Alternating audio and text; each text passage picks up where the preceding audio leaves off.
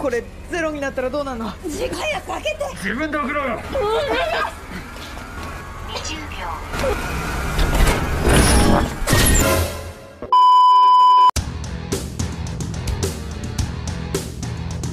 Halo guys, para penikmat spoiler yang berbahagia dimanapun kalian berada, gimana nih kabarnya? Semoga sehat selalu ya guys. Berjumpa lagi bersama kami, channel Modest Movie, channel yang khusus membahas alur film. Sebagai seorang penikmat film, saya sangat antusias sekali dalam membawakan alur cerita film. Walaupun mungkin channel saya belum dilirik oleh pihak YouTube, setidaknya hal itu memberikan saya kegiatan daripada harus ngehulang cicing bae mikiran hutang. Untuk itu pada kesempatan kali ini saya akan coba mengupas sebuah serial yang berasal dari negara kakek saya, yaitu Jepang. Dan semoga kalian suka dengan pembahasan saya yang sedikit edan eling. Tapi sebelum masuk ke ceritanya, alangkah baiknya sobat-sobat sekalian menekan tombol subscribe-nya dan mengaktifkan tombol loncengnya agar saya lebih bersemangat lagi dalam membuat konten. Tanpa banyak speak bagong lagi, langsung saja kita simak videonya dan tetap di dia wae.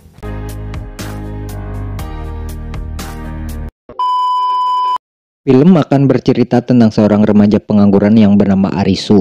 Karena lidah saya lidah orang Sunda, kita panggil saja dia Aris, tidak pakai layangan putus. Setiap hari Aris menghabiskan waktunya hanya dengan bermain game saja, entah itu FF, PUBG, ML, ataupun GTA. Semua jenis permainan Aris pernah mainkan dan kuasai. Sehingga hal itulah yang membuat kakaknya marah dengan apa yang sering dilakukan oleh adiknya tersebut. Untuk merubah sikap Aris, sang kakak menyarankan dia mencari pekerjaan agar tidak menjadi beban keluarga. Akan tetapi, saran dari kakaknya direspon dengan sikap acuh yang ditunjukkan Aris dan lebih memilih untuk pergi dari tempat itu.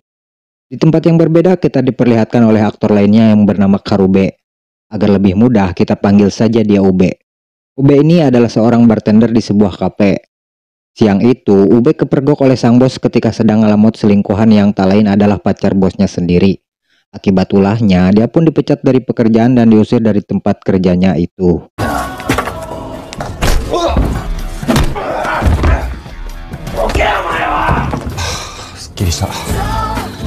Berbeda dengan Aris dan Ube, aktor ketiga kita orangnya agak sedikit kalem daripada mereka berdua.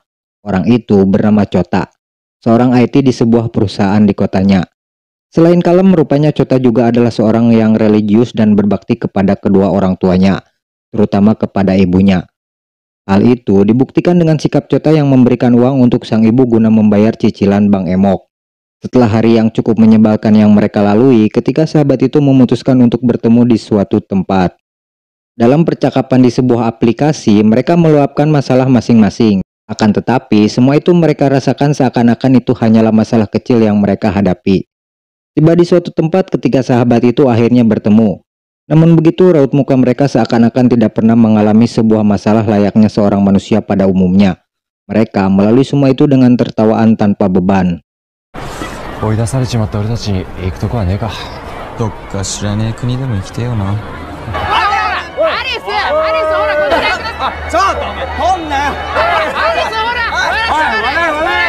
Akibat dari ulahnya yang terlalu over, ketika sahabat itu berurusan dengan pihak berwajib akibat insiden yang mereka lakukan. Lagi-lagi mereka menganggap kecelakaan itu hanyalah sebuah lelucon yang tidak perlu dianggap serius. Sepintas cara mereka menghadapi masalah patut diapresiasi. Akan tetapi, ari keseringan tinggi kituan dah pasti musingkeun batur. Untuk menghindari kejaran polisi, mereka memutuskan untuk pergi ke sebuah stasiun bawah tanah kemudian bersembunyi di sebuah toilet berharap polisi tidak menemukan mereka. Namun mereka tidak sadar bahwa masalah sesungguhnya akan mereka hadapi setelah ini.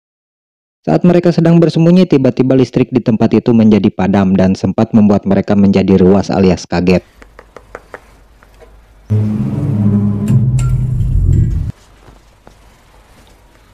Setelah itu mereka pergi keluar dan mencoba mengecek keadaan sekitar. Namun alangkah terkejutnya mereka ketika mengetahui bahwa di tempat itu sudah tidak ada siapa-siapa lagi selain mereka bertiga. Mereka seperti mengalami snap yang dilakukan oleh Thanos kepada para Avenger yang membuat separuh populasi dunia menghilang. Kecuali para koruptor di planet Namek yang masih tetap eksis sampai sekarang. Keadaan pun mulai bertambah buruk manakala mereka benar-benar tidak menemukan siapa-siapa lagi selain mereka bertiga. Akan tetapi, sikap konyol mereka menganggap bahwa semua ini hanyalah prank. Yang nanti pada endingnya mereka akan mendapatkan giveaway sebuah kaos partai dari politisi negeri Wakanda. Malam harinya saat mereka berkumpul, tiba-tiba lampu pada sebuah gedung menyala. Di tempat itu terdapat sebuah tulisan yang mengatakan bahwa permainan akan segera dimulai. Mereka pun mengikuti petunjuk yang tertera di sana berharap bisa menemukan jawaban di tempat itu. 明かりだ。あれ、誰かいるのか。行こう。 Saat tiba di sebuah gedung, mereka semakin bingung dengan keadaan sekitar.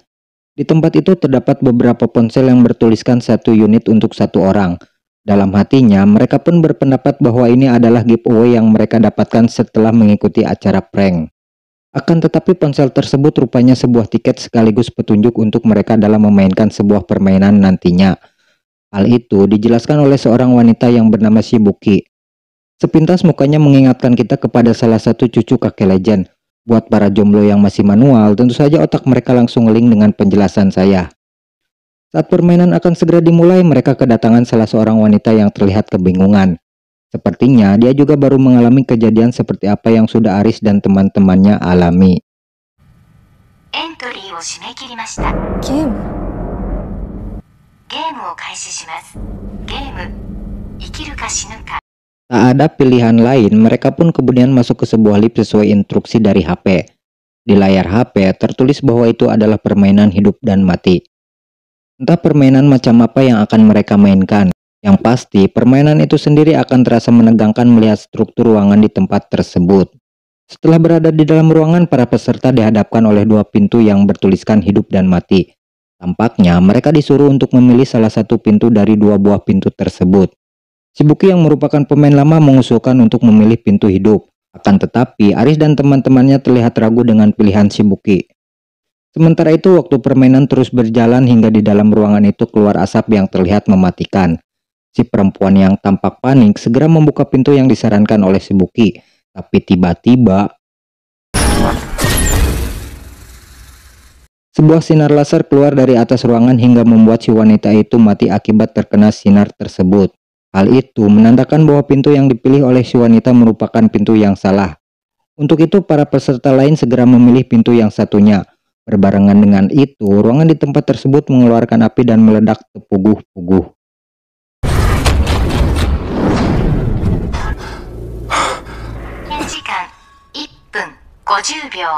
Saat mereka sudah melewati ruangan tadi, Ube komplain kepada Shibuki yang berspekulasi dan mengorbankan si wanita itu.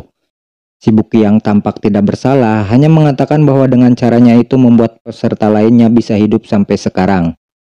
Walaupun terdengar licik, tetapi saran yang diusulkan Shibuki ternyata cukup efektif untuk peserta lainnya. Untuk itu, Aris pun melakukan hal yang sama agar teman-temannya masih bisa hidup. Akan tetapi saran dari Aris ditolak oleh Ube karena dialah yang akan melakukan hal itu. Dalam hatinya Ube pun terlihat ragu dengan pilihannya. Sementara itu, waktu yang mulai habis memaksa Ube untuk segera menentukan pilihannya. Setelah pintu dibuka,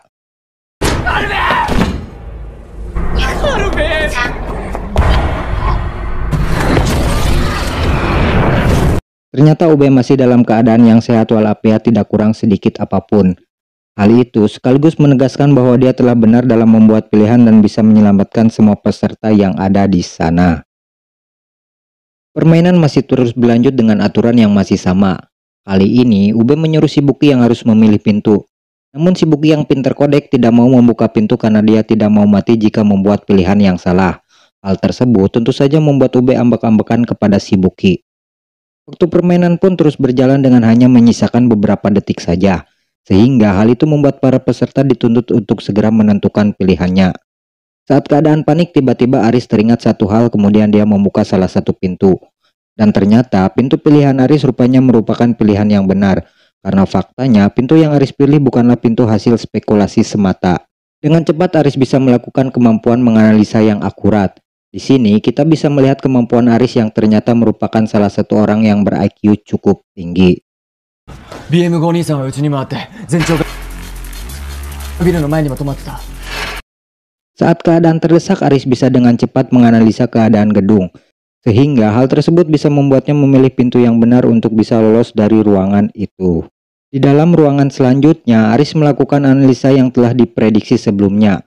Saat masuk ke gedung ini, Aris sempat melihat mobil yang terparkir. Panjang mobil itu diperkirakan 5 meter dan di sana terparkir 4 mobil yang sejajar. Dengan kata lain, estimasi panjang gedung bisa mencapai sekitar 20 meter atau lebih.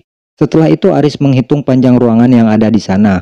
Diperkirakan panjang ruangan bisa mencapai 6 meter. Jika panjang gedung 20 meter, maka setiap sisi gedung itu mempunyai 3 ruangan. Dengan begitu Aris bisa menghitung ruangan mana saja yang harus dilalui dengan mengingat denah ruangan pada jalur evakuasi. Ternyata analisa Aris membuahkan hasil yang cukup memuaskan. Untuk ruangan selanjutnya mereka bisa melewatinya dengan mudah karena sudah mengetahui pola dari permainan tersebut. このビルの避難経路図が確かエレベーター脇にあった。ビルの形はほぼ正方形だった。作れても3つ。正方形の部屋は作れても縦に3つ。正方形のビルに俺たちはこの部屋からスタートした。だがパズルゲームみたい。アリスの得意。ここで女子高生が死んだ。正解は死ぬ。生きるは罠だ。Dirasa permainan ini akan mereka menangkan, pada kenyataannya semua itu tidak semudah dengan apa yang sudah diprediksi oleh Aris. Pada pintu selanjutnya, Aris salah memprediksi karena pintu itu terletak di sisi samping bukan di depan seperti apa yang sudah diperhitungkan. Ube dan para peserta lainnya segera memilih pintu yang bertuliskan mati, karena mereka yakin bahwa pintu itu adalah pintu yang benar. Akan tetapi, Piling Aris berpendapat bahwa itu bukanlah pintu yang tepat. Hal tersebut didasari oleh analisa Aris yang berpendapat bahwa gedung itu tidak mempunyai celah pada sisi di balik pintu yang akan dipilih.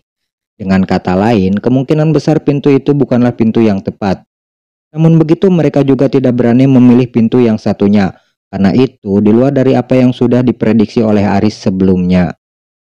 だから外に通じる死のドアを開けたくなる。もう一方の生のドアは女子高生の死んだアウトしか隣の建物との間に隙間は全くなかった。ビルの裏側に通じるドアがない。 Mendapati kenyataan itu, kemudian Aris melihat rekaman dari HP Chota saat di permainan awal tadi. Karena faktanya, Aris baru menyadari bahwa setiap pintu pada permainan itu berkaitan satu sama lainnya. Dengan begitu, Aris bisa mengetahui bahwa pintu yang benar adalah pintu yang bertuliskan hidup. Lagi-lagi prediksi Aris membuahkan hasil dengan memilih pintu yang tepat. このドアを開けた先にもう一つ別の部屋がある。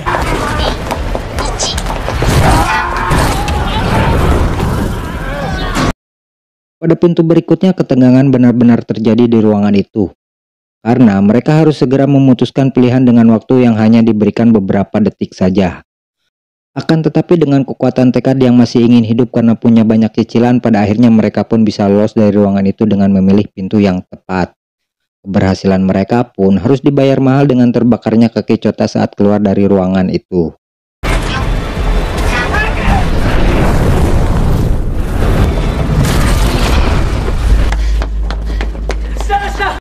Setelah keluar dari tempat itu, mereka mendapatkan sebuah kartu 3 spade, sesuai dengan apa yang tertera pada awal permainan.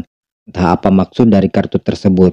Yang jelas hal itu tidak mereka pikirkan karena sudah bisa melewati permainan ini. Kemudian mereka mendapatkan sebuah pemberitahuan bahwa mereka telah mendapatkan visa atau waktu jeda selama 3 hari. Sebelum nantinya, mereka akan kembali melakukan permainan setelah masa berlaku visa mereka sudah berakhir. Ketika mereka sedang berbincang, secara tidak terduga datang seorang lelaki yang mengatakan bahwa dia sudah muak dengan permainan ini. Setelah itu, muncul sebuah laser yang langsung menghujam kepala si pria hingga membuatnya tewas pada saat itu juga.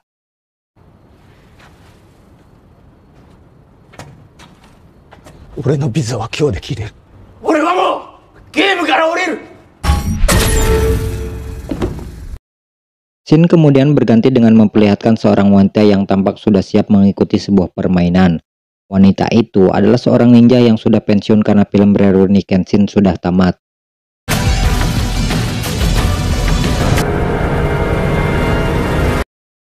Di tempat lain, Aris dan Ube yang sedang menjalani masa jeda kembali menyusuri kota berharap ada sesuatu yang bisa mereka manfaatkan. Akan tetapi, hal tersebut rupanya sia-sia saja karena kota itu sudah benar-benar menjadi kota mati. Semua barang-barang di sana sudah tidak bisa digunakan karena sudah tidak bisa berfungsi lagi. Singkat waktu, Aris dan kawan-kawannya sedang berkumpul di sebuah tempat untuk merencanakan langkah selanjutnya. Di tempat itu, Aris berpendapat bahwa permainan ini dikendalikan oleh seorang master.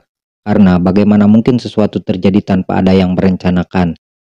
Shibuki pernah membaca dalam sebuah artikel bahwa pernah ada elit global yang melakukan hal yang serupa dengan menempatkan beberapa orang dalam ruangan VR atau virtual reality. Tapi permainan kali ini skalanya cukup masif dan diperkirakan akan membutuhkan dana dan power yang besar untuk membuatnya. Sehingga hal itulah yang selama ini menjadi misteri buat mereka. おかしくないか？昨日だよな、俺たちは。この世の中の人間がいなくなったの。でもしぶきさんは3日前。 Melihat Chota yang masih sakit, Aris dan Ube memutuskan untuk ikut dalam sebuah permainan. Walaupun masa kadaluarsa visa mereka belum habis, hal itu mereka lakukan dengan harapan bisa menemukan seorang dokter pada permainan itu. Yang nantinya dokter tersebut akan mereka bawa untuk bisa mengobati luka Chota. Dengan begitu, kemungkinan Chota bisa menang di permainan berikutnya cukup besar jika lukanya bisa cepat pulih seperti sedia kala. そいつの特徴みたいなのが、それが分かれば絶対にある。 Saat sudah tiba di sebuah gedung yang merupakan arena permainan, Aris dan Ube melihat banyak orang yang mendaftar pada permainan ini. Permainan itu sendiri berlabel 5 skop. Di sana tampak pula si wanita yang tadi kita lihat. Para pemula yang tidak tahu apa-apa tentu saja sangat kebingungan menghadapi permainan ini. Aris yang notabene merupakan orang baik tanpa diduga mencoba membantu seorang pemula saat dia bertanya.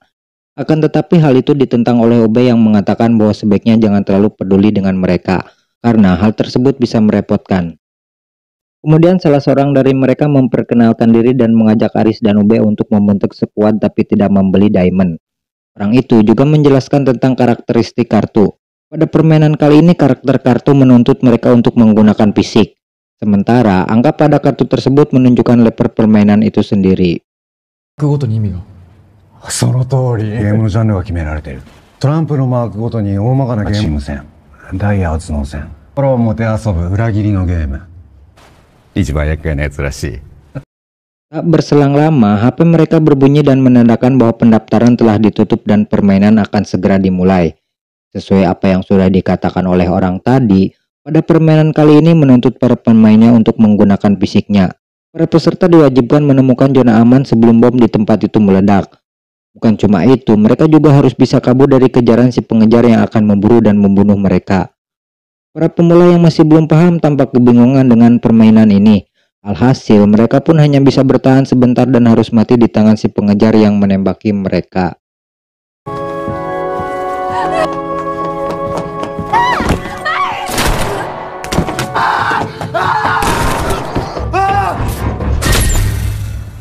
Keadaan di tempat itu menjadi sangat kacau manakala si pengejar menembaki siapapun yang dia lihat, termasuk salah seorang peserta di lantai yang berbeda. Dengan sigap Aris menolong orang itu walaupun sempat dicegah oleh Ube.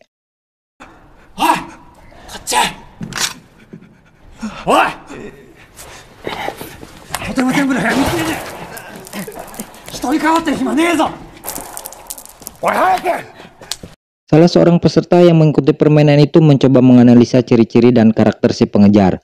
Tampaknya orang tersebut merupakan salah seorang mantan militer melihat dari perawakan dan pembacaan karakter kepada si pengejar. Orang tersebut bernama Aguni. Untuk itu Aguni dan Ube akan mencoba menghabisi si pengejar, sementara Aris dan yang lainnya akan mencoba mencari ruangan yang menjadi zona aman.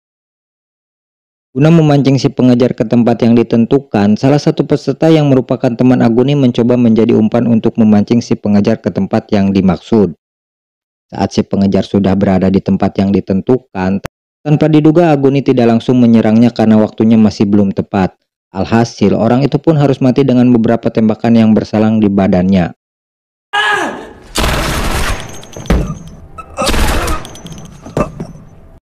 Setelah itu barulah Aguni menyerang orang tersebut dengan apar, karena pada kenyataannya Aguni menunggu sampai si pengejar mereload pelurunya, karena itu adalah momen yang tepat untuk menyerangnya.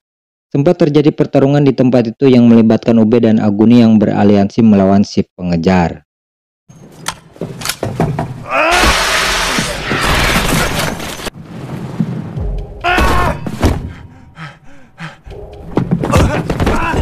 Masih di tempat yang sama, Aris mulai menyelidiki satu hal tentang ruangan yang menjadi zona aman. Kemudian dia menyelidiki sebuah tempat yang diduga menjadi ruangan yang dimaksud. Aris menyadari bahwa si pengejar mencoba melindungi sesuatu saat menembak orang yang berada di tempat sebelumnya. Sehingga hal itulah yang mendasari Aris beranggapan bahwa ruangan zona aman berada di tempat tersebut. Rupanya dugaan Aris juga disadari oleh para pemain lainnya yang ada di sana. 君も気づいた？ああ、この部屋が陣地だ。 Sementara itu, pertarungan si pengejar terus berlanjut. Kali ini dia menyerang Ube dengan sebuah pisau yang menyebabkan luka pada bagian perut. Beruntung Aguni dengan sigap langsung menendang si pengejar hingga membuatnya terpental. Setelah itu dia terlibat duel 1 lawan 1 dengan si pengejar yang dimenangkan oleh Aguni.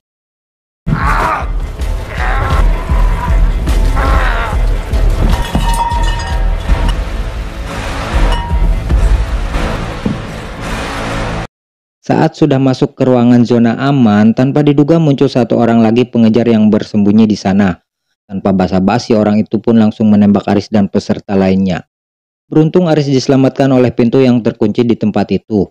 Akan tetapi, pintu tersebut tidak akan bertahan lama menahan si pengejar yang sudah memberondongnya dengan tembakan senapan uji. Yang jadi masalah, ternyata ruangan itu membutuhkan 2 orang untuk menekan tombol secara bersamaan guna menghentikan bom yang terus berjalan. Kengerian pun terus berlanjut manakala pintu sudah jebol akibat tembakan si pengejar. Untuk itu Aris segera berteriak dan meminta salah satu peserta untuk masuk ke ruangan itu. Dengan bergegas, si perempuan yang ternyata mahir memanjat segera menghampiri ruangan yang dimaksud oleh Aris. Berbarengan dengan itu si pengejar berhasil menjebol pintu untuk kemudian dia masuk ke ruangan itu.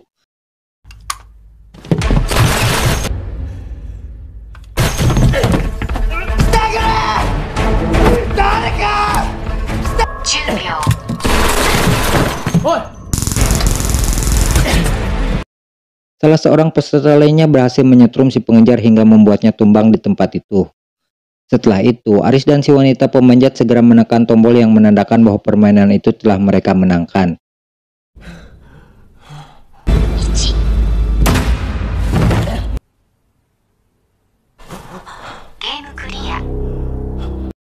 Dengan terhentinya bom di tempat itu, secara tidak terduga kalung yang ada di leher si pengejar meledak hingga menewaskan kedua orang tersebut. Karena faktanya, para pengejar juga menjadi peserta permainan itu dengan aturan yang sebaliknya. Dengan kata lain, secara tidak langsung master permainan telah membuat permainan dengan konsep adu domba antara si pengejar dan para peserta. Dan itu sangatlah membagongkan, cek si John mah. Di akhir episode, Ube mendengar walkie-talkie yang mengatakan bahwa mereka disuruh kembali ke pantai. おい、聞こえるか？誰？ Lantas siapakah orang yang menyuruh mereka? Jangan kemana-mana, tetap video wae.